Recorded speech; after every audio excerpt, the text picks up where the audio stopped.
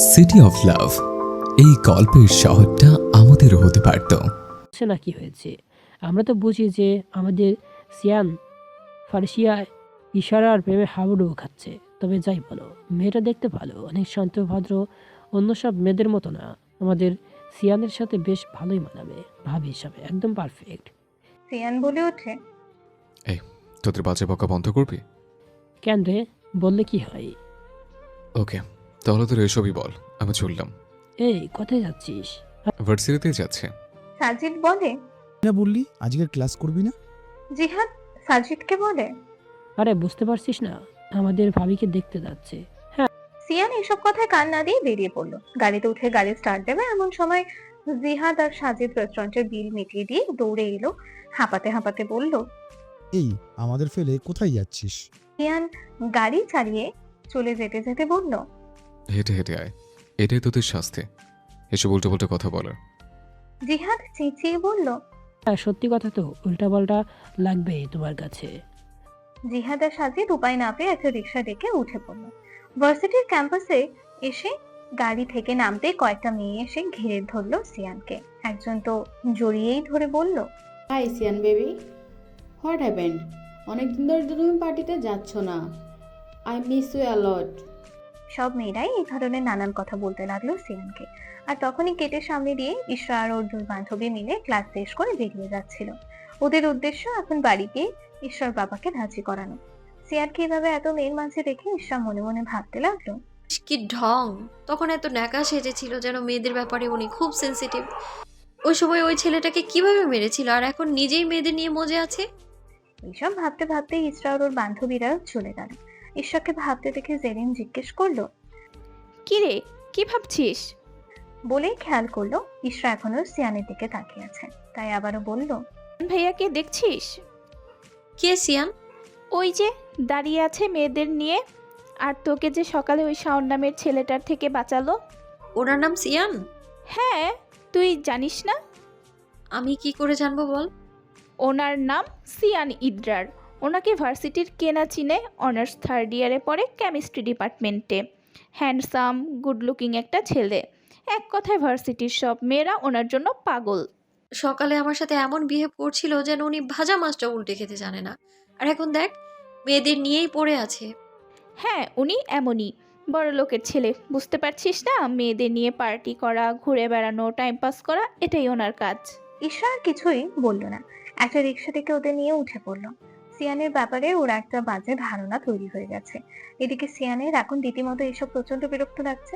সে মেয়েটাকে ছাড়িয়ে নিয়ে ওর গালে সজোরে একটা চড় মেরে দিয়ে বলল। আমার থেকে এখন দূরে দূরে থাকবে, আমি এসবের মধ্যে নেই। মেয়েটা গালে হাত দিয়ে নাকামি করে কাঁদতে কাঁদতে বলল।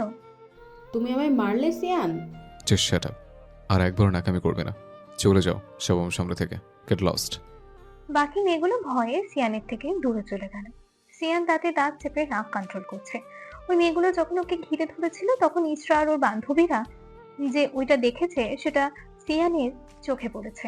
ইসরার তাকানো দেখে সিয়ান বুঝে গেছে যে ইসরা এখন ওর সম্পর্কে কি ভাবছে। এসব ভাবতে ভাবতে সিয়ানের মাথাটা আরো বিগড়ে গেল। সব হয়েছে ওই মেয়েগুলোর জন্য। জিহাদ এসে বলল।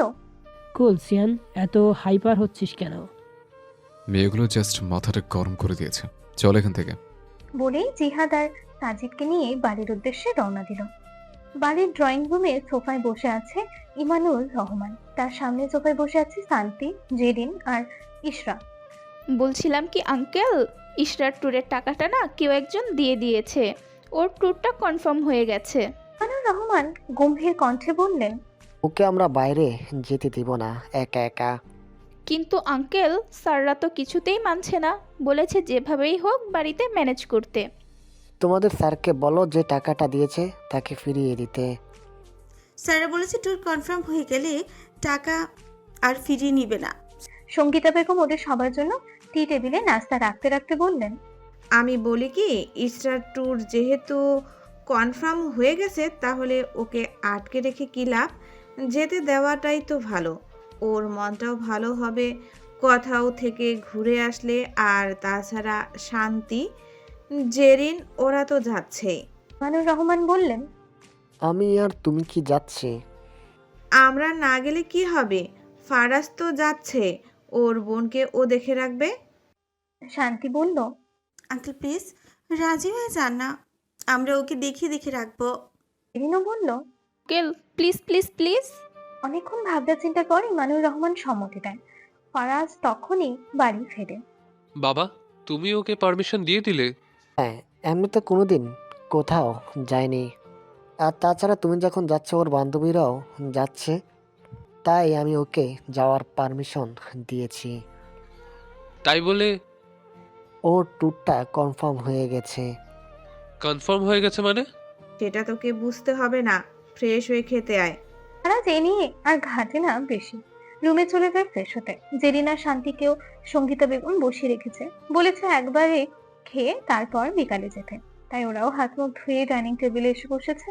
একসাথে সবাই লাঞ্চের পর শান্তি আর জেরিন ইশরার সাথে কিছুটা সময় কাটিয়ে বিকেলে ওরা ওদের বাসায় চলে যায়। সিয়ান ওর বন্ধুদের সাথে বাসায় আসার পর নিজেদের রুমে ঢুকে সশব্দে দরজা লক করে দেয়। ওদের বাসায় একজন মেড সার্ভেন্ট তানভীকে বলে, ব্যাপার কি আফা, ভাই আজকে রাগ কইরা এমনি রুমে ঢুকে গেল? কেউ সেদিকে তাকিয়ে বলে। আর রুমে ঢুকে বিছানায় বসে বেডসাইড টেবিল থেকে পানির গ্লাসটা নিয়ে ঢকঢক করে পানি খেয়ে নেয়। জিহাদ বলে, তো রাগ নিয়ে থাকার কি আছে? তুই তো এসব মেয়েদের প্রশ্রয় দিয়েছিস, যার জন্য এখন ওরা তোর সাথে এমন ব্যবহার করবেই। ওদেরকে জানিয়ে দিবে, বলে দিবে যে সিয়ান ইদ্রার নিজেকে বদলে নিয়েছে, চেঞ্জ হয়ে গেছে। এসব মেয়েদের নিয়ে পার্টি করে টাইম ওয়েস্ট করার মতো সময়ও নেই। ও এখন আর এসব করে না। আজিদ বলে, ওকে বলে দেব। এইটাও বলবো যে আমাদের সিয়ান ইদরার এক রমণীর প্রেমে হাবুডুবু খাচ্ছে বলে আমাদের আর সময় দিতে পারবে না, এবং সেই রমণীর প্রেমে পড়ার পর থেকেই সিয়ান ইদরার নিজেকে চেঞ্জ করে নিয়েছে। সিয়ান রাগী চোখে সাজিদের দিকে তাকায়। তোকে বলেছি এগুলো বাড়িয়ে বাড়িয়ে বলতে? যা বলেছে শুধু সেটাই বলে দিবে। জিহাদ বলল, সেই সকাল থেকে তোর সাথে এখানে ওখানে ঘুরে আমার পেটে এবার ইঁদুর দৌড়াচ্ছে। আমার ভীষণ খিদে পেয়েছে, ডাইনিংয়ে চল কিছু খাবো। সিয়ান বলে, আমার খাওয়ার মুড নেই, তোরা যা। তুই তো সকাল থেকে না খেয়ে আসিস, এখন আমাদের সাথে চল। কোনো কথা না। এই বলে এক প্রকার টানতে টানতে সিয়ানকে নিয়ে ডাইনিং এ চলে গেল। সানভি আগে থেকে ডাইনিং এ বসা ছিল। সাজিদের উদ্দেশ্যে বলল, ব্যাপার কি বলতো সাজিদ ভাইয়া, আজকে ভাইয়া এত রেগে আছে কেন? আর বলো না, তোমার ভাইয়ের এতদিন যেসব মেয়েদের সাথে ঘুরতো সেই মেয়েরা আজকে এসে ওর সাথে গা ঘেঁষে কথা বলছিল, আর সেটা আবার আমাদের হবু ভাবি সেটা দেখে ফেলে। আর এই জন্যই শিয়ান মেয়েদের সাথে বাজে বিহেভ করে এবং মেয়েদের উপর প্রচণ্ড পরিমাণে রেগে আছে। কেননা ওনার হবু বউ তো দেখে ফেললো এতগুলো মেয়ের সাথে ওনাকে, এখন সে নিশ্চয়ই ওনাকে নিয়ে নেগেটিভ কিছু ভাবছে, তাই জন্য তোমার ভাই রেগে আছে। ও আচ্ছা, তাই বলো। সিয়ান রেগে বলল, এই তোরা থামবি? খাবার খেতে এসেছিস, খেয়ে নে, একটা কথাও না। সাজিদ আর জিহাদ একসাথে মুখে আঙুল দিয়ে চুপ হয়ে গেল। এর মাঝে আরো 3 দিন কেটে গেছে। এর মধ্যে ভার্সিটিতে সিয়ান আর ইসরার দেখা হয়নি। আজ রাতে ওদের ভার্সিটি থেকে ট্যুরে যাওয়ার জন্য রওনা হবে, তাই ইসরা নিজের জামা কাপড় প্যাকিং করে নিচ্ছে। রাত 10:30টায় বাস ছাড়বে। ও আর ফারাজ একসাথে ভার্সিটি গেটের সামনে গিয়ে তারপর সবার সাথে বসে বাসে উঠবে। এখন রাত 8:30 বাজে। ফারাজ এসে ইসরার সামনে বসে বলে, প্যাকিং করছিস? হুম, ভালোই তো বাবা মাকে মানিয়ে নিয়েছিস। কি করব, সব সময় তো তুমিই যাও, আমাকে তো আর তোমরা যেতে দাও না, তাই না? আর তুমি তো যাচ্ছ, তোমার সাথে সাথে থাকবো আমি।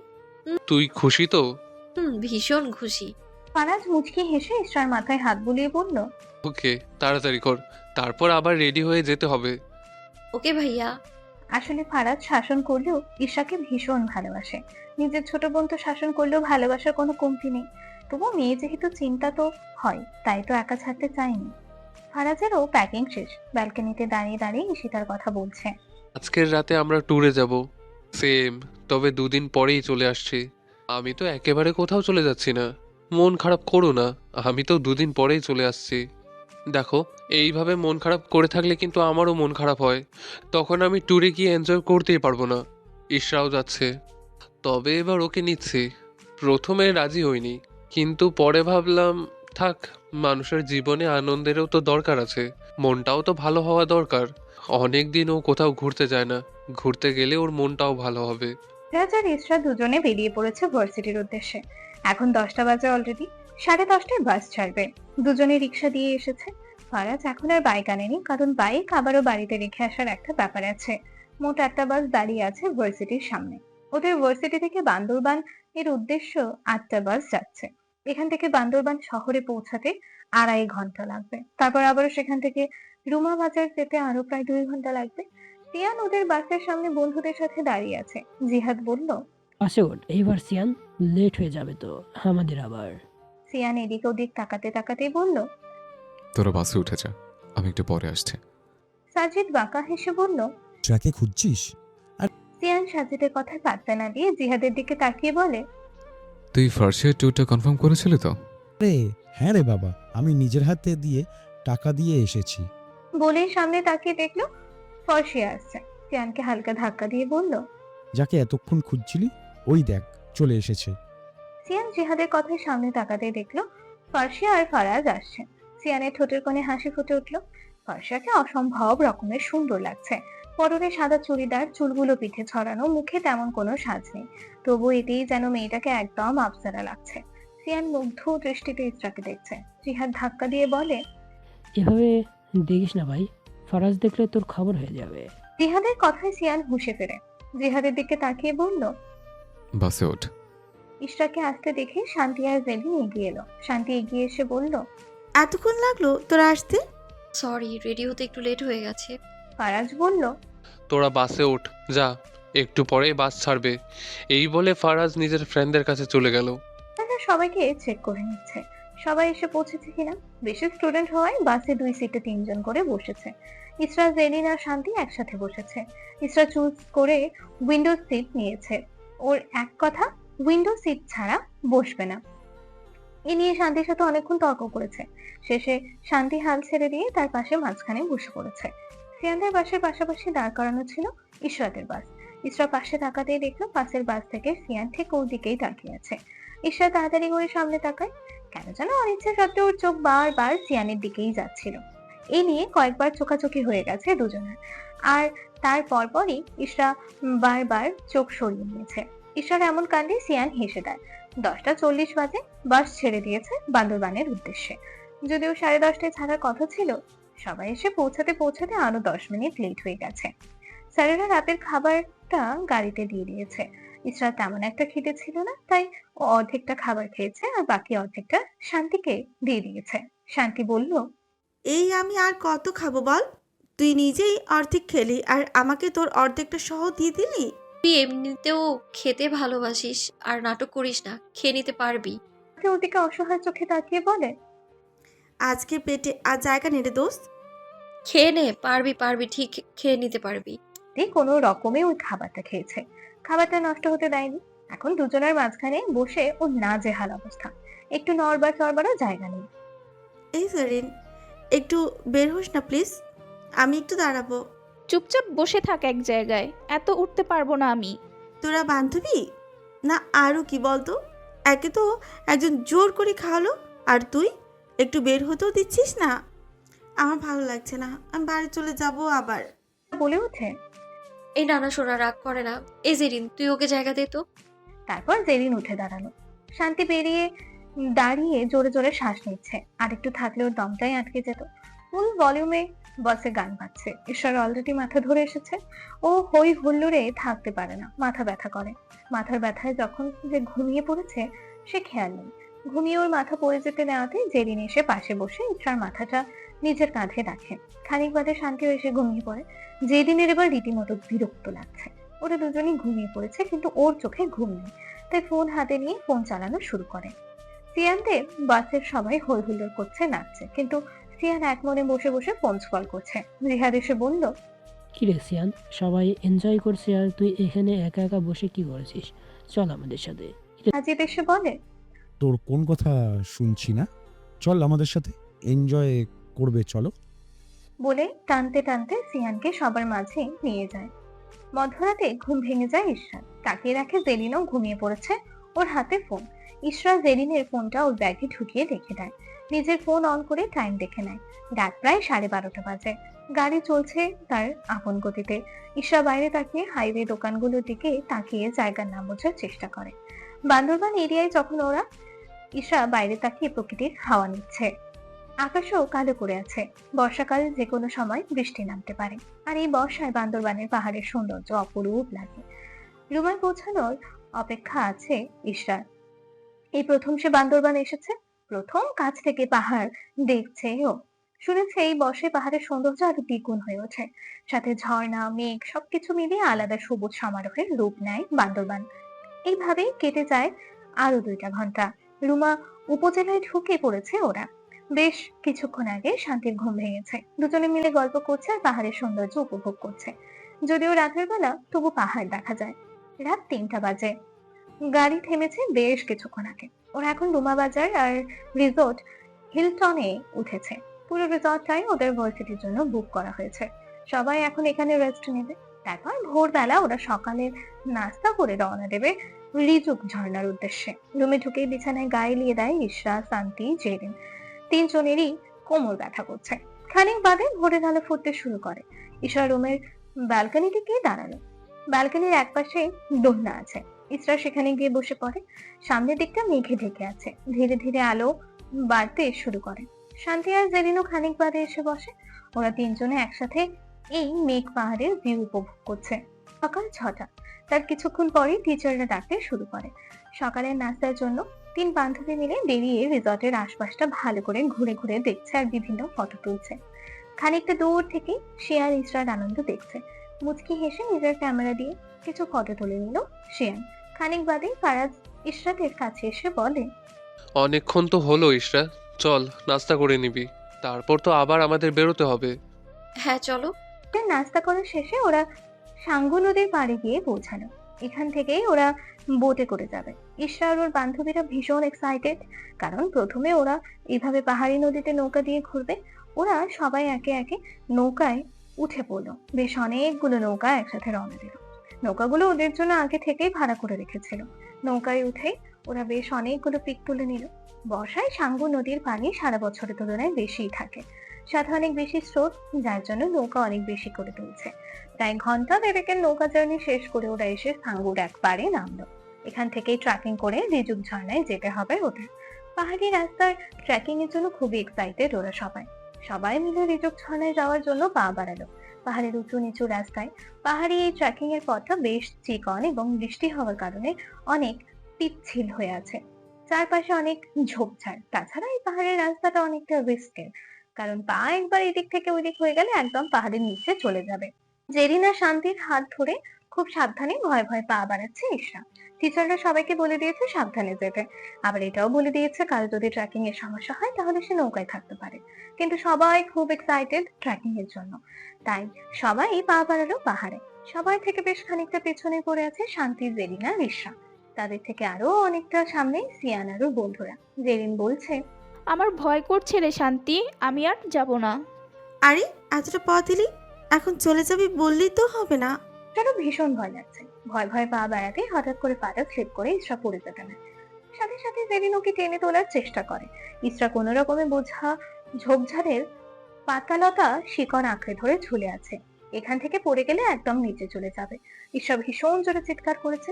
শান্তি কোনো উপায় না পেয়ে জোরে জোরে চিৎকার করতে থাকে, হেল্প হেল্প। ততক্ষণে সিয়ান, জিহাদরা অনেকটা চলে গেছে।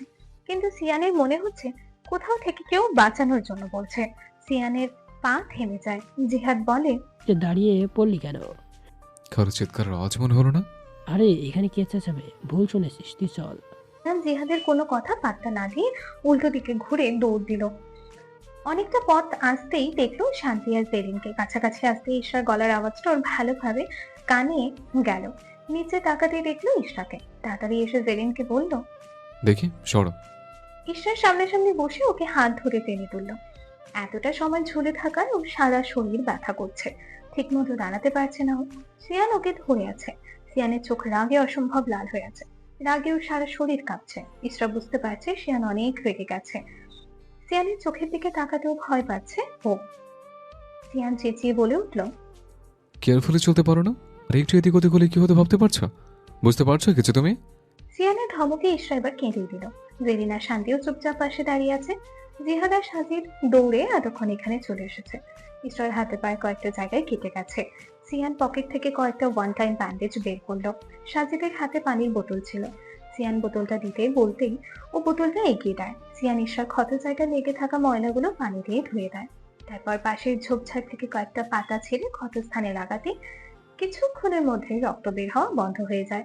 সিয়ান ব্যান্ডেজ লাগাতে নিতেই ইশরা ধীর স্বরে বলে, আমাকে দিন, আমি পারবো। কতটা নিজের প্রতি খেয়াল রাখতে পারে সেটা তো দেখতেই পাচ্ছি। এত বড় মেয়ে হয়েছে, অথচ এখনো কেয়ারফুলি চলতেই পারে না। ইশরা আর কিছু না বলে ব্যান্ডেজ লাগানো শেষে ইশরার হাত ধরে সিয়ান নিজের সাথে ওকে নিয়ে চলে গেল। ইশরা এখনো অবাক হয়ে সিয়ানের দিকে তাকিয়ে আছে। সিয়ানের কাণ্ড জিহাদ আর সাদিদ হাসতে হাসতে ওদের পিছন পিছন খেলে। শান্তি আর সেরিন খুব ভয় পেয়ে গেছে। ফারাজ যদি একবার এসব জানতে পারে ওদের আর রক্ষা নেই। এসব ভাবতে ভাবতে ওরাও হাঁটা শুরু করলো। প্রায় 1 ঘন্টা ট্রেকিং শেষ করে ওরা এসে পৌঁছালো রিজুক ঝর্ণার সামনে। 300 ফুট উচ্চতা থেকে পাথুরি পাহাড়ের গা বেয়ে প্রবাহিত হচ্ছে। ভার্সিটির ছেলে মেয়েরা কম বেশি সবাই ঝর্ণার স্বচ্ছ পানিতে এনজয় করছে। তবে এসব থেকে বেশ কিছুটা দূরেই পাথরের ওপর বসে আছে জেরিন, শান্তি আর ইশরা। একটু আগে হাত পায়ের ব্যথা, যার কারণে তেমন একটা এনার্জি নেই ওর। তার উপর আবার এতটা পথ ট্রেকিং করে এসেছে। কিছুক্ষণ পর জেরিন আর শান্তিও চলে যায় ঝর্ণার কাছে। ইশরাকেও বলেছিল যেতে, কিন্তু ইশরা যায়নি। একপাশে বসে বসে ঝর্ণার সৌন্দর্য উপভোগ করছে। হঠাৎই ওর পানির পিপাসা পায়, কিন্তু ও তো পানি আনতে ভুলে গেছে। অনেকক্ষণ ধরে ভাবছে কিভাবে কি করবে। শিয়ানের হঠাৎ চোখ যায় ইশরার উপর। মেয়েটাকে কেমন যেন অস্থির অস্থির লাগছে, হয়তোবা কিছু প্রয়োজন। তা ভেবেই ইশরার কাছে যায় Shiyan. Do you need anything? শিয়ানের কথায় ওর দিকে তাকালো ইশরা। প্রত্যুত্তরে ইশরা কিছু বলল না। কিছু লাগবে তোমার? আমাকে বলো। আরো বেশ খানিকক্ষণ চুপ থাকার পর ইশরা শিয়ানকে বলে, আসলে খুব পানি পিপাসা পেয়েছিল, আমি পানি আনতে ভুলে গিয়েছি। ওয়েট আ মিনিট, তুমি বসো, আমি এক্ষুনি আসছি। বলেই শিয়ান চলে গেল। খানিক বাদে ফিরে আসলো 1 বোতল পানি নিয়ে। নাও এটা, এই ঝর্ণার ঝিরের পানি। আই হোপ ভালো লাগবে তোমার, খেয়ে নাও। ইশরা পানির বোতলটা খুলে পানি খেয়ে নেয়। আসলে এবার বেশ আরাম পাচ্ছে ও, কারণ ঝর্ণার ঝিরের পানি অনেক ঠান্ডা, অনেক ভালো লাগছে এখনো। পানিটা খাওয়া শেষ করে সিয়ানের দিকে তাকিয়ে বলল, থ্যাঙ্কস। ওয়েলকাম। বাট তুমি কি এখানে বসে থাকবে? সবাই এনজয় করছে, তো ওখানে চলো। না মানে, ট্যুরে এসছো, এনজয় করবে না? এটা হয় নাকি? চলো চলো। বলেই ওর হাত ধরে টেনে নিয়ে গেল। প্রায় ঘন্টা খানেক ওরা রিজুক ঝর্ণায় কাটালো। সবাই কম বেশি ভিজে একাকার। এখন এখানে চেঞ্জ করারও কোনো জায়গা নেই, তাই বাধ্য হয়ে সবাই ভেজা কাপড় নিয়ে আবার নৌকায় উঠলো। দুপুরের দিকে এসে ওরা আবারও রিসর্টে উঠলো। রিসর্টে এসে জামা কাপড় পাল্টে দুপুরের লাঞ্চ সেরে নিল। তারপরে আবারও বাসে করে রওনা দিল নতুন গন্তব্য। উদ্দেশ্য এবার থানচি। তবে থানচিতে পৌঁছানোর আগে ওরা কিছুক্ষণের জন্য চিম্বুক পাহাড়ে থামবে। সেখানে কিছু সময় কাটিয়ে তারপর আবারও রওনা দেবে থানচির উদ্দেশ্যে। চিম্বুকে যাওয়ার মূল উদ্দেশ্য হচ্ছে সূর্যাস্ত দেখা, কারণ চিম্বুকের ভিউ পয়েন্ট থেকে বান্দরবানের সবচেয়ে সুন্দর সূর্যাস্ত দেখা যায়। সূর্য অনেক আগেই পশ্চিমে হেলে পড়েছে। দুপাশে অনেক দূর অব্দি সারি সারি পাহাড় দেখা যাচ্ছে। তার মাঝখান দিয়ে পাহাড়ি আঁকাবাঁকা রাস্তা দিয়ে বাস চলছে। প্রায় 1 ঘন্টা 10 মিনিট পর ওরা এসে পৌঁছালো চিম্বুক পাহাড়ের সামনে। এমনি সবাই ভিউ পয়েন্টের দিকে এগিয়ে গেল। সেখানে দুই পাশে ছোট 2টা ভিউ পয়েন্ট আছে, আর মাঝখান দিয়ে নিচে নেমে গেলে সামনে বড় একটা গোল ভিউ পয়েন্ট। এই পাহাড়ি রাস্তার আশেপাশে অনেক ফলের দোকান আছে। অনেকে সেখান থেকে পাহাড়ি ফলমূল কিনে খাচ্ছে। জেরিন, শান্তি আর ইশরা মূল ভিউ পয়েন্টের মধ্যে এসে দাঁড়িয়েছে। এখানে আরো অনেক স্টুডেন্টরাই আছে, তবে ওরা সবাই থেকে একটু দূরে এসে দাঁড়িয়েছে। এই পাশটা থেকে মোটামুটি ভালো সূর্যাস্ত দেখা যাচ্ছে। ওরা 3 বান্ধবী মিলে অনেক পিক তুলে নেয়। পুরোটা সময়ে শিয়ান ইশরাকে লক্ষ্য করে যাচ্ছে। মেয়েটার হাসি খুশি মুখটা দেখে ওর ভীষণ ভালো লাগছে। সূর্য পুরোপুরি ডুবে গেছে। এখন ওদের আবারও বাসে করে রওনা দেওয়ার পালা। ফরাজ এসে ইশরাকে বলল, চল, বাসে উঠতে হবে তো আবার। হ্যাঁ চলো। আবারও 1.5 ঘন্টার জার্নি শেষে ওরা এসে পৌঁছালো থানচির বন বিশাল রিসর্টে। মোটামুটি বেস্ট একটা রিসর্ট। রিসর্টের প্রতিটা কটেজ পাহাড়ের গায়ে গায়ে ঘেঁষানো। পুরোটা একটা প্রাকৃতিক পরিবেশের মধ্যে রিসর্টটা ওদের সবারই খুব ভালো লেগেছে। এটা তো একটা মেঘের ন্যাচারাল ফিল পাওয়া যায়, সাথে গাছপালা, ফুলের বাগান তো আছে। রাত 9টা বাজে। সব স্টুডেন্টরা রিসর্টের রেস্টুরেন্টে বসে ডিনার করে নিল। ডিনার শেষে সবাই সবার রুমে চলে গেল। সারাদিনে ধকলে শান্তি আর জেরিন বিছানায় শুতে গিয়ে ঘুমিয়ে গেল, কিন্তু ঈশ্বর এখনো চোখে ঘুম আসছে না। ঈশ্বর রুমের ব্যালকনির দরজা খুলে সেখানে গিয়ে দাঁড়ালো। পাহাড়ের অনেকটা উঁচু সাইডে ওদের কটেজটা, এখান থেকে সামনে অনেকগুলো পাহাড় দেখা যায়। ঈশ্বর ব্যালকনির রেলিং ঘেঁষে দাঁড়ালো। আকাশে অনেক বড় একটা চাঁদ উঠেছে, আর সেই চাঁদের জোছনায় সামনের পাহাড়গুলো স্পষ্ট দেখা যাচ্ছে। চাঁদের আলোতে পাহাড়ি এলাকার সৌন্দর্য আরো বেশি অমায়িক লাগছে। হালকা বাতাসে ঈশ্বর লম্বা চুলগুলো উঠছে। ঈশ্বর বেশ লাগছে এখানে থাকতে, মনে হচ্ছে এখানে যদি সারাটা জীবন কাটানো যেত। ওর ব্যালকনি থেকে সামান্য কিছুটা দূরে সিয়ানের কটেজ। সিয়ান বেডে শুয়েছিল। বাতাস আসার জন্য বেডসাইড জানালাটা খুলে দিতেই ওর চোখ পড়লো ঈশ্বর দিকে। মেয়েটাকে চাঁদের আলোয় আরো বেশি মায়াবী লাগছে, সাথে ওর লম্বা চুলগুলো উঠছে। ঈশ্বর প্রকৃতি দেখতে দেখতে মুচকি হাসলো। সেদিকে তাকিয়ে আনমনে হেসে উঠলো সিয়ান। মেয়েটার এই হাসি ওর সারা হৃদয় তোলপাড় করে দিচ্ছে। মেয়েটা যে ওর জীবনটাই পুরো বদলে দিল। যে সিয়ান কখনো কোনো মেয়েকে ভালোবাসার নজরেই দেখেনি, সেই সিয়ান এখন একটা মেয়ের প্রেমে পড়েছে। এই মেয়েটা এখন ওর হৃদয়ের সবটা জুড়ে রয়েছে। পাশ থেকে জিহাদ উঠে বসে দেখে সিয়ান বাইরে তাকিয়ে আছে। সিয়ানের দৃষ্টি অনুসরণ করে তাকাতে দেখলো ইশরাকে। ব্যাপারটা বুঝতে পেরে সিয়ানের দিকে তাকিয়ে বলল, বেশি ভালোবাসিস না ওকে? সিয়ান বালিশটা বুকে জড়িয়ে ধরে বলল, হ্যাঁ, ভীষণ। যাক, অবশেষ তাহলে স্বীকার করলে তুই ভালোবাসিস।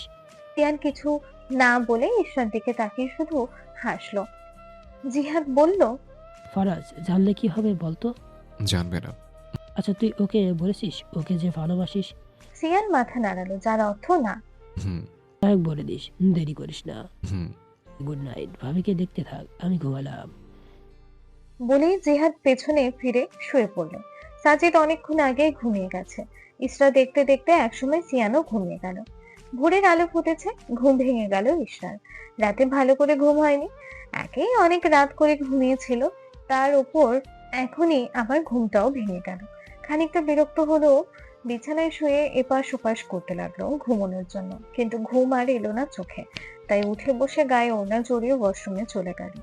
রাতের কুচকানো জামাটা পাল্টে একটা অফ হোয়াইট কালারের চুড়িদার পরে নিল।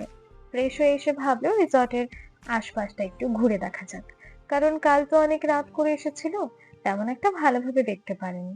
তাই এখনো রিসর্টের ভেতরটা ঘুরে দেখবে বলে ঠিক করলো। শান্তি আর জেরিনকে না ডেকে দরজাটা লাগিয়ে বেরিয়ে পড়লো। কটেজ থেকে বেরিয়ে সিঁড়ি দিয়ে নামতে লাগলো। সিঁড়ির বিভিন্ন পাশে আরো কয়েকটা কটেজও আছে। পুরো রিসর্টটাই মোটামুটি ঘুরে দেখলো। অনেক বড় রিসর্টটা। সিয়ানদের কটেজের পাশে একটা ভিউ পয়েন্ট মতো জায়গা, ওইখান থেকে অনেক সুন্দর সূর্যোদয় দেখা যায়। সূর্য এখনো ওঠেনি, এখনো ভোরের হালকা আলো। ইশরা হাঁটতে হাঁটতে গিয়ে সিয়ানদের কটেজের পাশে ভিউ পয়েন্টটাতে দাঁড়ালো। অনেক বাতাস বইছে, সাথে মেঘেরা ভেসে ভেসে বেড়াচ্ছে আর ওর গা ছুঁয়ে যাচ্ছে। ওর মনে হচ্ছে ও মেঘের রাজ্যে ভেসে আছে। যেটা এতদিন ওর ড্রিম ছিল সেটা এখন পূরণ হলো। ফাইনালি ও মেঘ ছুঁতে পারছে। বেশ কিছুক্ষণ বাদে সূর্য উঠতে লাগলো। সেই সূর্যোদয়ের দৃশ্যটা অনেক মনোমুগ্ধকর ছিল। ইশরা সকালটা দারুণ ভাবে উপভোগ করেছে। সকালবেলা জেহাদের ঘুম ভেঙে ব্যালকনিতে দাঁড়াতেই দেখলো ইশরা এখানে দাঁড়িয়ে আছে। সাথে সাথে রুমে এসে সিয়ানকে ডেকে তুললো। এই সিয়ান, ওঠ না।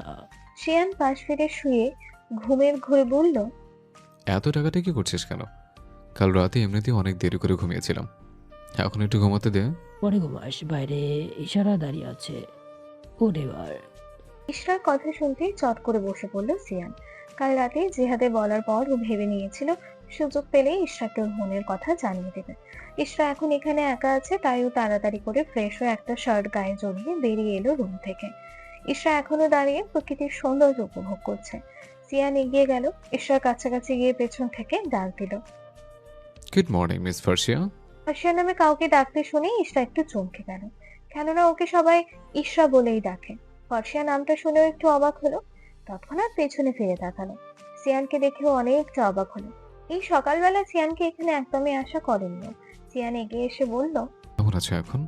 হাত পায়ের ব্যথা কি এখনো আছে? ওষুধ খেয়েছিলে? এখন তেমন একটা ব্যথা নেই। ফার্সিয়া, জি বলুন। তোমার সাথে এমন কিছু কথা আছে। হ্যাঁ বলুন। শিয়ান ফার্সিয়ার আরেকটু কাছে গিয়ে চোখে চোখ রেখে বলল, জীবনে প্রথম যেদিন তোমায় দেখেছি সেদিন মনে অন্যরকম এক অনুভূতির সৃষ্টি হয়েছিল। জানি না এই অনুভূতির নাম কি, হয়তো ভালোবাসা। তোমাকে দেখার পর আমি সম্পূর্ণ বদলে গেছে। তুমি আমার জীবনটা বদলে দিয়েছ। তোমার হাসি মুখ দেখলে মনে অন্যরকম একটা শান্তি লাগে, অন্যরকম একটা অনুভূতি হয়। তোমার তাকানো আমার হৃদয়কে ঝলসে দেয়। হয়তো এটাই ভালোবাসা, এটাই প্রেম। আমি তোমাকে ভালোবেসে ফেলেছি ফার্সিয়া। I love you. যে সিয়ান ইদ্রার কখনো কোনো মেয়েকে ভালোবাসেনি, কারো প্রেমে পড়েনি, সে মানুষটা জীবনের প্রথমবারের মতো কোনো মেয়ের প্রেমে পড়ল, কোনো মেয়েকে ভালোবাসলো, আর সেই মেয়েটা হলে তুমি। বলেই ফার্সিয়ার উত্তরের অপেক্ষায় ওর দিকে তাকালো। সিয়ানের কথাগুলো শোনার পর ঈশ্বর অদ্ভুত ফিলিংস হচ্ছে, যার কারণে ওর হাত পা মৃদু কাঁপছে। এটা কি শুনলো? শিয়ান ওকে ভালোবাসে? পর মুহূর্তে মনে হলো সেই দিনের কথা। ভাবতেই আবারও মনে হয়ে গেল যে সিয়ান একটা বাজে ছেলে, হাজারো মেয়েদের সাথে ঘুরে বেড়ায়। ইশরা নিজেকে স্বাভাবিক করে শক্ত কণ্ঠে বলল, সরি ভাইয়া, আমি আপনাকে ভালোবাসতে পারবো না। বলেই আরেক মুহূর্ত না দাঁড়িয়ে চলে গেল। শিয়ান হতাশ চোখে ফর্সের যাওয়ার দিকে তাকিয়ে রইল। বেশ কিছুক্ষণ আগে ওরা সবাই রওনা দিয়েছে বকলাই ক্যাম্পের দিকে। সেখান থেকেই পায়ে হেঁটে ট্রেকিং করে ওরা জাদিপাই ঝর্ণায় যাবে। খুবই এক্সাইটেড সবাই, কারণ এই ঝর্ণা ট্রেকিং করতে বাকলাই ক্যাম্প থেকে প্রায় 4 থেকে 5 ঘন্টা সময় লাগবে। ঘন্টা দেড়েকের মাথায় এসে ওরা সবাই পৌঁছালো বাকলাই ক্যাম্পে। সেখানে নেম এন্ট্রি করিয়ে তারপরে ট্রেকিং এ যেতে হয়। সবার নাম এন্ট্রি করা হয়ে গেলে সবাই মিলে একসাথে রওনা দেয় ঝর্ণার রানী জাদিপাই ট্রেকিং এ। আজকে ইশরা ফরাজের সাথে যাচ্ছে। কালকে বেশিক্ষণ দেরি করে একা একা যাওয়ার কারণে ফারাজ ওকে বকেছিল, তাই আজকে ফারাজ নিজের সাথে করেই ওকে নিয়ে যাচ্ছে। সকালেই সিয়ানের বলা কথাটা সেই সময় থেকে এখন অব্দি ঈশ্বর মাথায় ঘুরপাক খাচ্ছে। ছেলেটাকে ভালোবাসতো আর ও সেটা বুঝতেই পারেনি। ঈশ্বর ভেবে যাচ্ছে, হাজারো মেয়ে নিয়ে ঘুরে অথচ বলে কিনা কখনো কাউকে ভালোবাসেনি। এসব ছেলেদের কাজই এটা, মেয়েদের সামনে গিয়ে বলবে তুমি আমার প্রথম ভালোবাসা। যাই হোক, এসব কখনোই নিজেকে জড়াস না তো ইশরা, তোর লাইফটাই বরবাদ হয়ে যাবে। ভাবতে ভাবতে ঈশ্বর পা পিছলে যেতে নেয়। সঙ্গে সঙ্গে ফরাজ জোরে হাত ধরে টান দিয়ে ওকে দাঁড় করায়। দেখে হাঁটবি তো, মন কোথায় থাকে তোর? সরি ভাইয়া। এই জন্যই তোকে আনতে চাইনি, তুই নিজের খেয়াল নিজেই রাখতে পারিস না। সরি ভাইয়া, আর হবে না এমনটা। বাকিটা পথ ফারাজ হাত ধরেই ওকে নিয়ে যায়। 4-5 ঘন্টা ধরে ট্রেকিং করতে করতে একদম হাঁপিয়ে উঠেছে ইশরা। পা একদম ব্যথা হয়ে গেছে ওর। ঝর্ণা অব্দি আস্তে আস্তে একদম ঘেমে নিয়ে ওর অবস্থা একাকার। এখানে এসে ইশরা ওর বান্ধবীদের কাছে চলে যায়। সবাই মিলে একসাথে ঝর্ণার নিচে একটা পাথরের উপর বসে পড়ে। গতকাল ইশরা অতটা না ভিজলেও আজকে ইচ্ছে মতো ভিজেছে, কারণ এতটা পথ আসার পর ওর শরীরটা পুরো ক্লান্ত হয়ে ঘেমে অবস্থা খারাপ হয়ে গিয়েছিল। এখন ঝর্ণার এই ঠান্ডা পানিতে শরীর ভেজাতে পেরে ওর ক্লান্তি ভাবটা কেটে যাচ্ছে। সবাই অনেকক্ষণ এনজয় করার পর ওরা আবারও রিসর্টের উদ্দেশ্যে রওনা দেয়। আজকে ইশরা অনেকগুলো বোতল নিয়ে এসেছিল। আসার পথে ঝিরি থেকে পানি নিয়ে তারপরে যায়। এই ঝিরির পানিগুলো একদম ফ্রেশ আর অনেক ঠান্ডা। কালকে খাওয়ার পরে ইশরার ভালো লেগেছে। সাথে পৌঁছাতে ওদের প্রায় সন্ধ্যা হয়ে যায়। দুপুরের লাঞ্চটা ওরা গাড়িতে সেরে নেয়। তাই সূর্য উপভোগের জন্য রিসর্ট থেকে কিছুটা সামনে হেঁটে গেলে একটা ভিউ পয়েন্ট, সেখান থেকে ওরা সবাই সূর্যাস্ত দেখবে বলে ঠিক করে। সকালের পর শিয়ান আর একবারও ইশরাকে দেখেনি। ইশরাকে না দেখতে পেয়ে শিয়ান অস্থির হয়ে ওঠে। সকালে যাওয়ার পর থেকে ইশরা লুকিয়ে লুকিয়ে চলেছে শিয়ানের থেকে, এমন ভাবে চলেছে যেন শিয়ানের সামনে না পড়ে। শিয়ানের সবকিছুই বিরক্ত লাগছে। মেয়েটা এভাবে ওকে এড়িয়ে চলছে কেন? মেয়েটা তো জানে ও তাকে ভালোবাসে, তারপরেও কেন এমন করছে? ভিউ পয়েন্টে দাঁড়িয়ে এসব ভাবছে শিয়ান।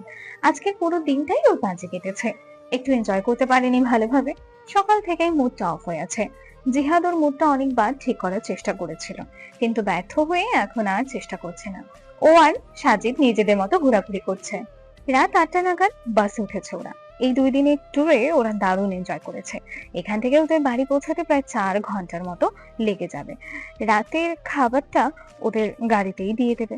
গাড়িতে ওঠার পরে ইশরা সেই সকালের কথাগুলো ভেবে যাচ্ছে। সেগুলো যেন ওর মাথা থেকে বেরোচ্ছে না। যেদিন বলে ওঠে, কি ব্যাপার বলতো ইশরা, সারাদিন দেখছি কিছু একটা নিয়ে ভেবে চলেছিস, ব্যাপারটা কি বলতো? ঈশ্বর প্রথমে বলতে চায় না, এড়িয়ে যেতে চায়, কিন্তু জেরিন আর শান্তির চাপে পড়ে শেষে ওদেরকে সবটা বলে। ঈশ্বর যেটা করেছে ওরাও তার পক্ষে, কারণ সেদিন ওরাও ঈশ্বরের সাথে ছিল। দেখেছিল শিয়ানের সাথে মেয়েগুলোকে। তাছাড়া পুরো ভার্সিটির সবাই মোটামুটি জানে শিয়ান কেমন ছেলে। ও যে মেয়েদের নিয়ে নাইট ক্লাবে যায়, পার্টি করে, একসঙ্গে অনেকগুলো মেয়েকে নিয়ে ঘোরে, এগুলো ভার্সিটির কারোরই অজানা নয়। তাই এমন একটা ছেলের থেকে দূরে থাকতে বলে ইশরাকে ওরা। ভালোই করেছিস, একসেপ্ট করিসনি। যাই হোক, এ নিয়ে আর ভাবিস না, বাদ দে। ইশরা কিছু না বলে বাসের সিটে মাথা এলিয়ে দেয়। ওর ভীষণ ঘুম পাচ্ছে, কারণ সকাল থেকে অনেক ধকল গেছে ওর উপর দিয়ে। আসা যাওয়া মিলে প্রায় 9-10 ঘন্টা ট্র্যাকিং, প্লাস গাড়িতে আরো 2-3 ঘন্টা জার্নি। ও অনেক টায়ার্ড হয়ে গেছে। রাতের খাবার খাওয়ার পরে প্রায় সব স্টুডেন্টরাই কম বেশি ঘুমোচ্ছে বাসে। ইশরা বাসের সিটে মাথা এলিয়ে দিতে ঘুমিয়ে যায়। বাস চট্টগ্রাম আসার পরেও ওর ঘুম ভাঙে। যেদিন উঠে ইশরাকে ডাকতে থাকে। এই ইশরা, ওঠ, দেখ আমরা চিটাগং চলে এসেছি। মাত্রই ঘুম ভাঙে বলে ইশরা জেরিনের কথা রাগা মাথা কিছুই বুঝতে পারছে না। জেরিন ফের বলে, নামতে হবে তো, আমরা ভার্সিটির সামনে চলে এসেছি। সেকেন্ড যেতেই ইশরা হুঁশে ফিরে তাড়াতাড়ি করে বাস থেকে নামে। ফারাজ এসে ইশরার ব্যাগ হাতে নেয়। ইশরা এখনো চোখে ঘুম, ওর হাঁটতে কষ্ট হচ্ছে। তাই ফারাজ ভাবলো একটা গাড়ি নেওয়া গেলে ভালো হতো। রাত প্রায় 1টা বাজে, তাই রাস্তায় তেমন একটা গাড়ি নেই। কম বেশ অনেকেই দাঁড়িয়ে আছে গাড়ির জন্য। ইশরা একদিকে ঘুমিয়ে ঢুলছে, ফারাজের কাঁধে মাথা দিয়ে বসে আছে। মিনিট 5 যেতেই ওদের সামনে একটা রিক্সা আসে। তাড়াতাড়ি করে ফারাজ ইশরাকে নিয়ে রিক্সায় উঠতে উঠতে বাড়িতে চলে যায়। আরো 2 দিন কেটে গেছে। এই কয়েকদিনে ইশরা আসেনি ইউনিভার্সিটিতে। শিয়ান এই কয়েকটা দিন ইশরাকে দেখতে না পেয়ে অস্থির হয়ে উঠেছে। নিজে গিয়ে কাউকে জিজ্ঞেসও করতে পারছে না ইশরার কথা, কারণ এই ইউনিভার্সিটি সবাই জানে ফারাজের সাথে শিয়ানের শত্রুতার কথা। তাই কাউকে জিজ্ঞেস করলেও সে কথা আবারও ফারাজের কানে চলে যাবে। কি করবে কিছুই ভেবে পাচ্ছে না সিয়ান। বন্ধুদের সাথে বাইকের ওপর বসে আছে সিয়ান। আজকে আর গাড়ি নিয়ে আসেনি। গতকালকের মতো আজকেও জেরিন আর শান্তিকেই শুধু দেখতে পাচ্ছে। সিয়ান বাইকের উপর বসা থেকে উঠে জিহাদের দিকে তাকিয়ে বলল, জেরিনের শান্তি আসছে, ওদেরকে জিজ্ঞেস করতো ফার্সিয়া কোথায়। জিহাদ গিয়ে জেরিনের সামনে দাঁড়ালো। জেরিন ভ্রু কুঁচকে তাকিয়ে জিজ্ঞেস করলো, কিছু বলবেন? আসলে ইশারার কি হয়েছে বলতো? ওকে আজকে কয়েকদিন দেখা যাচ্ছে না। ইশরা অসুস্থ, কিন্তু কেন বলুন তো? জিহাদ কিছু বলার আগে শান্তি বলে ওঠে, এই ওয়েট, উনি শিয়ান ভাইয়ের ফ্রেন্ড না? উনি জেনে কি করবে ইশারার কথা? জিহাদ বলে, না মানে এমনি জিজ্ঞাসা করলাম আর কি। এমনি এমনি তো হবে না, শিয়ান ভাইয়া পাঠিয়েছে আপনাকে, তাই তো? না মানে আসলে কিছু বলতে হবে না, আমরা বুঝেছি। শুনুন, ইশরা সেদিন কি ভুলেছে সেটা সিয়ান ভাইয়া শুনেননি? ইশরা ওনাকে ভালোবাসে না, সেটা তো বলেই দিয়েছে। ভালোবাসবে না বললেই হলো? সিয়ানের কি নেই? যেখানে এই ভার্সিটির সব মেয়েরা পাগল, সেখানে ইশারা ওকে ভালোবাসতে প্রবলেম কি? হ্যাঁ, আমি মানছি সিয়ান আগে অনেক মেয়েদের সাথে ঘুরতো ফিরতো, কিন্তু ইশারাকে ভালোবাসার পর সে বদলে গেছে, নিজেকেও বদলে নিয়েছে। পার্টি করা, ঘুরে বেড়ানো সবকিছু ছেড়ে দিয়েছে। কতটা বদলেছে সেটা তো দেখতেই পেয়েছি। গত কয়েকদিন আগেও আপনার বন্ধুর সাথে অনেকগুলো মেয়েকে একসাথে দেখেছিলাম।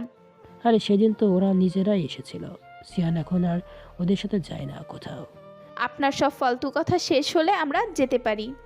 আমার কথাটা বোঝার চেষ্টা করো। সিয়ান নিজেকে সম্পূর্ণ পাল্টে ফেলেছে। Just shut up. আপনি বা আপনার কোনো বন্ধুরা ইশরা বা আমাদেরকে বিরক্ত করবেন না। বলেই গটগট করে হেঁটে চলে গেল ওরা। জিহাদ মন খারাপ করে এসে সিয়ানের পাশে দাঁড়ালো। তোর ফার্সিয়া অসুস্থ।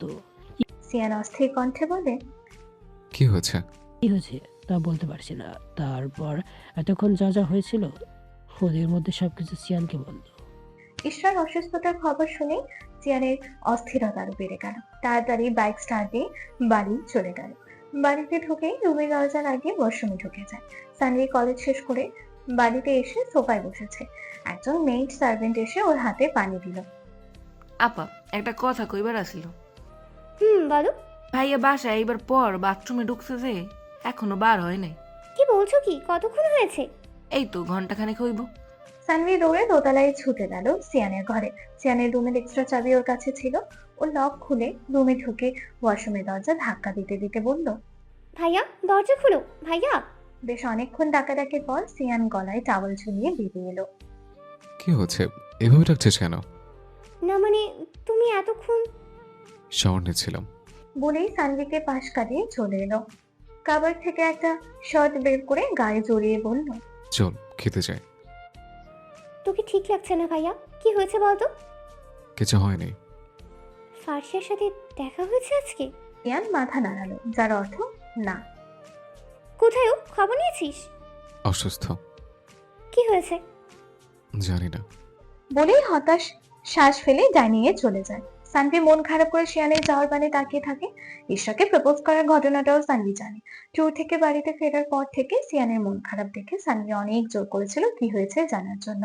সিয়ান কিছু বলতে চায়নি। পরে জিহাদের থেকে সানভি সবটা শুনে, আর ওর অনেক মন খারাপ লাগে। দুদিন বাদে ইশরা ভার্সিটিতে আসে।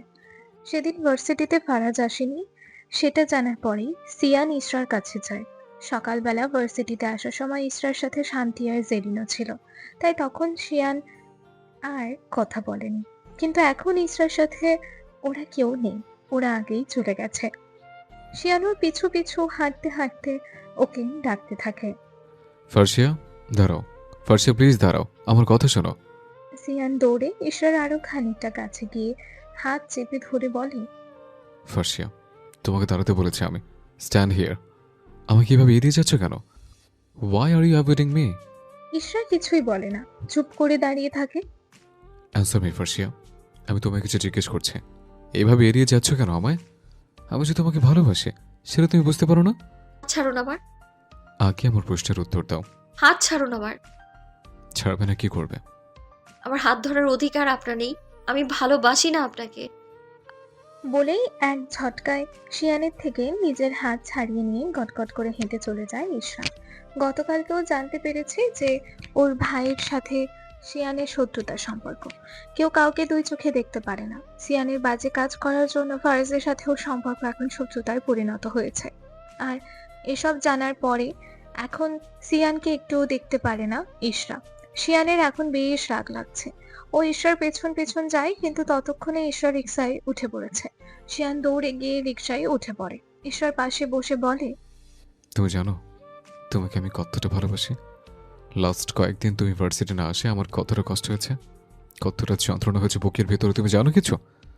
তোমাকে না দেখলে আমার দিন চলে না।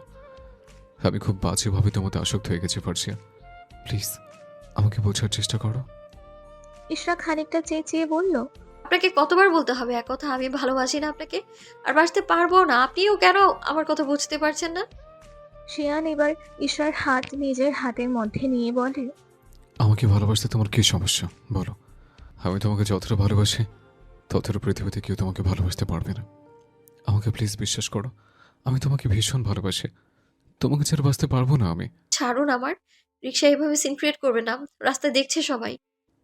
দেখো সবাই, আমি তোমাকে ভালোবাসি, আর এই জন্যই তোমার হাত ধরেছি। ইশরা রিকশা থামিয়ে রিকশা থেকে নেমে হাঁটতে থাকে।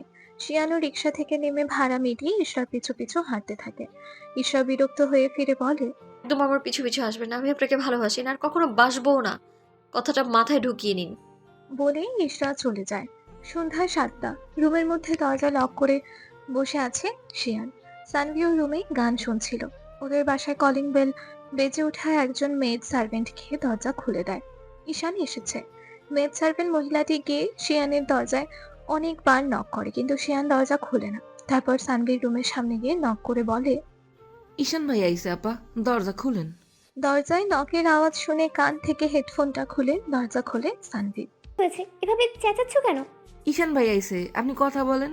ঈশানের কথা শুনে সানভি ড্রয়িং রুমের দিকে তাকায়।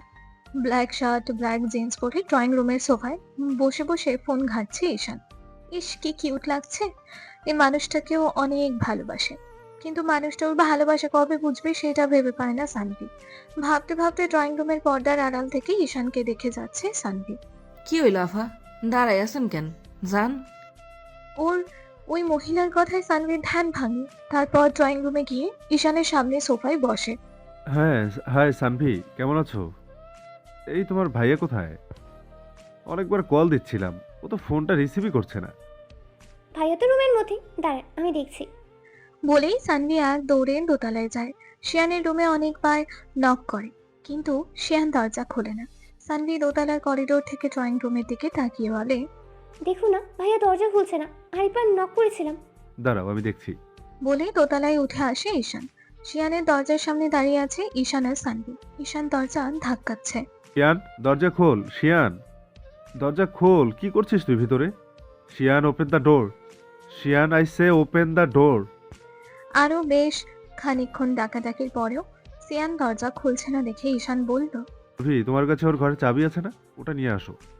সানভি চাবি এনে লক খুলে ঢুকেই ওরা বেশ অবাক হয়ে গেল। পুরো ঘর জুড়ে সিগারেটের ধোঁয়া আর মদের গন্ধ।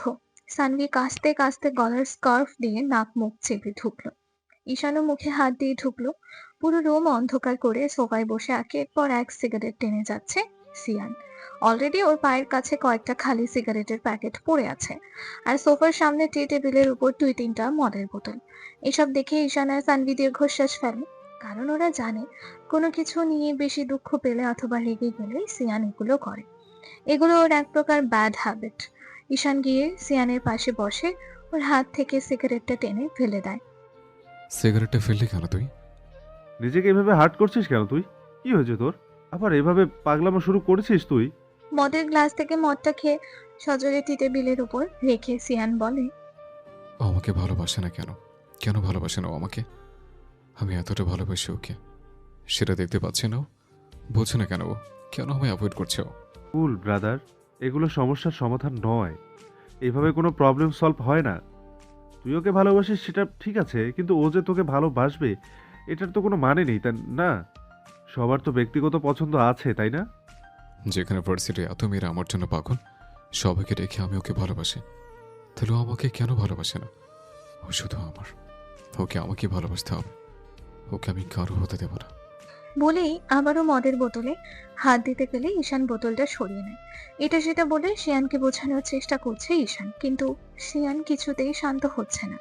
সানভি এবার বুঝতে পারছে ফর্সিয়ার সাথে নিশ্চয়ই আজকে সিয়ানে কোনো ঝামেলা হয়েছে। সানভি আর এই রুমে বেশক্ষণ থাকে না। ও বেরিয়ে চলে আসে। ওর ভাইটা যে মেয়েটাকে সত্যি ভালোবাসে সেটাও এবার বুঝতে পারছে। এর আগে তো কখনো কোনো মেয়ের জন্য সিয়ান এমন করেনি। এতটা পাগলামি করতে দেখেনি কারোর জন্য। ঘন্টাখানেক বাদে ঈশানুকে বুঝিয়ে সুঝিয়ে ডিনার টেবিলে এসে বসে। ওরা সবাই একসাথে ডিনার করে নেয়। পরদিন ভার্সিটিতে ক্লাস শেষ করে ক্লাসরুম থেকে বেরোচ্ছে ঈশা। আজকে শান্তি আর জেরিন ওরা কেউই আসেনি ক্লাসে। ক্লাসরুম থেকে বেরিয়ে লাইব্রেরির পথে যাওয়ার সময় ওর হাতে হ্যাঁচকা টান পড়ে। এক টানে ওকে একটা ক্লাসরুমের মধ্যে নিয়ে যায় কেউ। সাথে সাথে ঘাবড়ে যায় ঈশা। ঈশাকে নিয়ে রুমের ভেতর ঢুকেই দরজা আটকে দেয় সিয়ান। ঈশা ঝাড়া মেরে সিয়ানের হাত ছাড়িয়ে নিয়ে বলল, আপনি আপনি আমাকে এখানে এনেছেন কেন? সিয়ান ঈশার হাত দুটো দেয়ালের সাথে চেপে ধরে ওর দিকে খানিকটা ঝুঁকে দাঁতে দাঁত চেপে বলল, তুমি যদি ভালোই ভালো আমার কথা শুনতে, আমাকে এড়িয়ে না যেতে, আমাকে ভালোবাসতে, তাহলে আমাকে এসব করতে হতো না। আমি আপনাকে ভালোবাসতে বাধ্য নই। কেন ভালোবাসো না তুমি আমাকে? তুমি বোঝো না আমি তোমাকে কতটা ভালোবাসি? কি নেই আমার মধ্যে? এত কৈফিয়ত দিতে পারবো না আমি আপনাকে। তোমাকে বলতেই হবে কেন ভালোবাসতে চাও না তুমি আমাকে। ঈশা চুপ করে থাকে। কি হলো, চুপ করে আছো কেন? Tell me Farsia, tell me. তার হাত মোচড়াতে মোচড়াতে বলল, ছাড়ুন, যেতে দিন আমায়। সিয়ান এখনো ঠায় দাঁড়িয়ে। রাগ ওর তরতর করে বাড়ছে, তবু রাগটাকে কন্ট্রোল করে বলল, কে বলো আমাকে কেন ভালোবাসো না? ফর্সিয়ার রাগ এবার মাথায় চড়ে বসেছে। ও রেগে গিয়ে খানিকটা চেঁচিয়ে বলল, আপনি কেমন ছেলে সেটা আপনাকে বলে বোঝাতে হবে এখন, তাই না? হাজারো মেয়ে নিয়ে ঘোরা, নাইট ক্লাবে পার্টি করা, একসাথে অনেকগুলো মেয়েকে নিয়ে ফুর্তি করা, এগুলোই তো আপনার স্বভাব। আর এই ধরনের ছেলেকে আমি কখনোই ভালোবাসবো না। এসব ঝামেলা নিয়ে আপনার আর আমার ভাইয়ের মধ্যে অনেক বড় ধরনের শত্রুতা। ভাইয়া আপনাকে একটুও দেখতে পারে না। খানিকটা থেমে আবারও বলল, আশা করি আপনি সেকেন্ড টাইম এ নিয়ে আমায় আর জোর করবেন না। তোমাকে ভালোবাসার পর থেকে আমি সব ছেড়ে দিয়েছি ফার্সিয়া। আমি এখন আর মেয়েদের নিয়ে ঘুরি না, পার্টি করি না। আমি নিজেকে বদলে ফেলেছি ফার্সিয়া। প্লিজ ট্রাস্ট মি, প্লিজ আমাকে বিশ্বাস করো। তোমাকে দেখার পর আমি নিজেকে সম্পূর্ণভাবে বদলে ফেলেছি। হয়েছে আপনার কথা, এখন আমায় যেতে দিন। প্লিজ আমি বিশ্বাস করো তুমি। আমি যেমনটা ভাবছি আমি তেমনটা না। মাঝে আমি আগে ওরকম বাজে ছেলে ছিলাম, কিন্তু এখন আমি চেঞ্জ হয়ে গেছে, বিশ্বাস করো। আপনার কোনো কথা শুনতে চাই না আমি। বলে শিয়ানকে ধাক্কা মেরে বেরিয়ে যায় ইশরা। আর শিয়ান রাগে দেয়াল সজোরে একটা ঘুষি মারে। বিকেলে বাসায় ফেরার পর থেকে মেজাজ বিগড়ে আছে শিয়ান। শিয়ানকে দেখেই সানভি বুঝিয়েছে কি নিয়ে ওর মেজাজ গরম। সানভি ভাবলো এক কাপ কফি করে নিয়ে গেলে কেমন হয়। সিয়ানের কফি বেশ পছন্দের।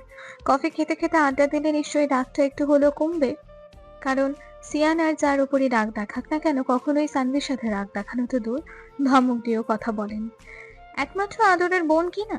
বাবা মা মারা যাওয়ার পর থেকে আরো বেশি করে সানভিকে আগলে রেখেছে শিয়ান।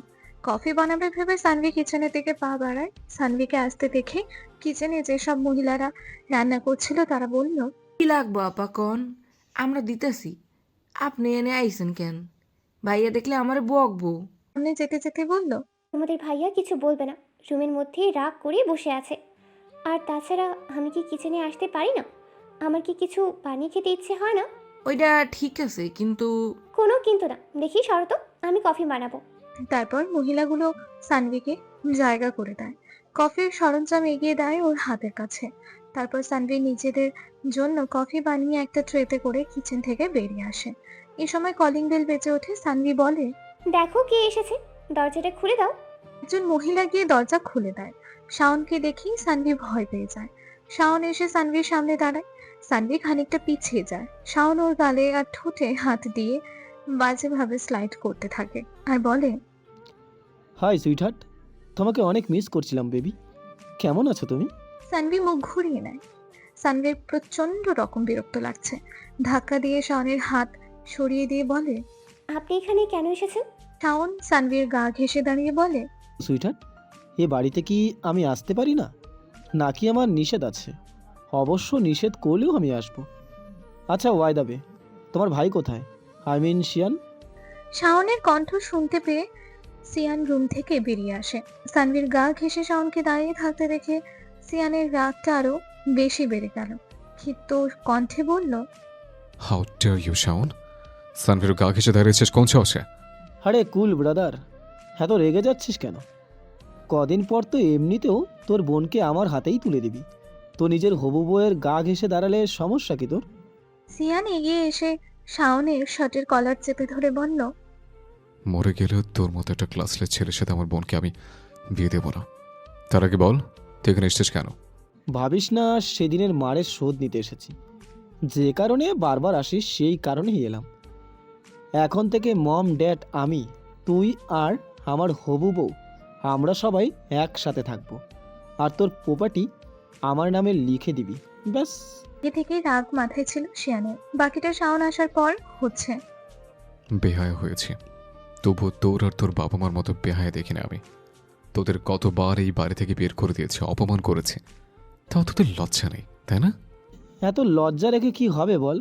তোর এই প্রপার্টির জন্য আমি সব কিছু করতে পারি। তোর এসব অপমান এখন সয়ে যাচ্ছি, কিন্তু সানভিকে বিয়ে করার পর কোনো ধরনের অপমান সহ্য করব না। তাছাড়া সানভির সাথে আমার বিয়ে হলে এমনিতেও 50% সম্পত্তি তুই লিখে দিতে বাধ্য, কারণ অন্তত নিজের বাবা মায়ের কথা তো তুই আর ফেলবি না। সিয়ান চেঁচিয়ে বলে উঠল, জাস্ট শাট আপ। আমার বোনের দিকে চোখ তুলে দেখার সাহস দ্বিতীয়বার করবি না। এই প্রপার্টির ড্রিম আর দেখিস না, নাহলে খুব খারাপ হয়ে যাবে। Get out, get out from my house, just get lost. Shaon রাগে চোখে তাকিয়ে থেকে হনহন করে চলে যায়। সিয়ান রাগী গলায় বলে, সিকিউরিটি থাকে কোথায়? ও কি বাড়িতে ঢুকতে দেয় কেন ওরা? দরজার বাইরে থেকে 3-4 জন সিকিউরিটি গার্ড ভিতরে আসে। ওরা মাথা নিচু করে দাঁড়িয়েছে। সিয়ান ফের চেঁচিয়ে বলল, কি হলো? কিছু বললাম তো। ও ভিতরে ঢোকে কি করে? যত সব ডিসকাস্টিং এর দল। সিয়ান আর সানভির বাবা মা মারা যাওয়ার পর থেকে শাওন আর তার ফ্যামিলি চেয়েছিল তাদের পুরো সম্পত্তিটা নিজের নাম লিখিয়ে নিতে, কিন্তু সিয়ান বরাবরই স্ট্রিক্ট। সে কোনোভাবেই এই সম্পত্তি লিখে দেয়নি। তাই তারা চেয়েছিল অনেকবার সানভি আর সিয়ানের সাথে এই বাড়িতে থাকতে। সে সময় সিয়ান তাদের অপমান করে বের করে দেয়। আর তারপর থেকে শাওন চাইছে সানভিকে বিয়ে করে হলেও এই সম্পত্তি হাতিয়ে নিতে। সিয়ানের বাবা মার মৃত্যুটা নিয়ে এখনো কেস চলছে, কারণ ওর বাবা মায়ের মৃত্যুটা ওর কাছে এখনো পরিষ্কার না। 4 বছর আগে ওর বাবা মা একটা দাওয়াত থেকে ফেরার পথে রোড অ্যাক্সিডেন্টে মারা যায়, এমনটাই বলেছে পুলিশরা। কিন্তু সেরকম ভাবে গাড়ির কোনো ক্ষয়ক্ষতি বা অ্যাক্সিডেন্টের কোনো প্রমাণ মেলেনি। সিয়ানের বারবার মনে হয় এটা কোনো প্ল্যানিং করা মার্ডার, তাই এখনো এটা নিয়ে তদন্ত চলছে। দোষী যেই হোক না কেন, সিয়ান ওকে নিজ হাতের সাথে শাস্তি দেবে। কলেজের বাইরে রাস্তার পাশে দাঁড়িয়ে আছে সানভি। আজকে বাড়ি থেকে গাড়ি আসেনি কেন, এই ব্যাপারটা সানভি বুঝতে পারছে না। তাই অনেকবার সিয়ানকে ফোন করেছিল, কিন্তু সিয়ান ফোন তোলেনি। তাই রাস্তার পাশে দাঁড়িয়ে অপেক্ষা করছে গাড়ির জন্য। মিনিট দুয়েক বাদে কলেজ থেকে বাইক নিয়ে বের হয় ঈশান।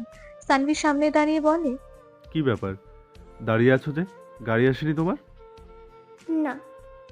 সিয়ানকে ফোন করেছিলে? কিন্তু ফোন ধরিনি। তো এইভাবে রাস্তায় এতক্ষণ দাঁড়িয়ে থাকবে? গাড়ি তো পাবে না এই দুপুরবেলা। তুমি চাইলে আমি তোমাকে বাড়িতে দিয়ে আসতে পারি। সানভি মনে মনে বেশ খুশি হয়। এটাই তো এতদিন চাইছিল। সানভি এসে ঈশানের বাইকে বসে। ঈশানকে ধরে বসবে কি বসবে না এসব ভাবনার মধ্যে ঈশান বলে, ধরে বসো, না হলে পড়ে যাবে। আর আমি তো অন্য কেউ না, তোমার ভাইয়ের মতোই। প্রথম কথাটা সানভির পছন্দ হলেও দ্বিতীয় কথাটা ওর মোটেও পছন্দ হয়নি। ঈশানের কাঁধে হাত রেখে ধরে বসে আর মনে মনে ভাবতে থাকে, এই যে শুনছো মাই প্রিয় শ্রোতা বন্ধুরা, তোমরা শুনছো সিটি অফ লাভ প্রেরিত প্রেমে সিক্ত গল্প। আর আমাদের সাথে পথ চলতে do like, comments and share. আর সাবস্ক্রাইব করতে কিন্তু একদম ভুলবে না। টাটা।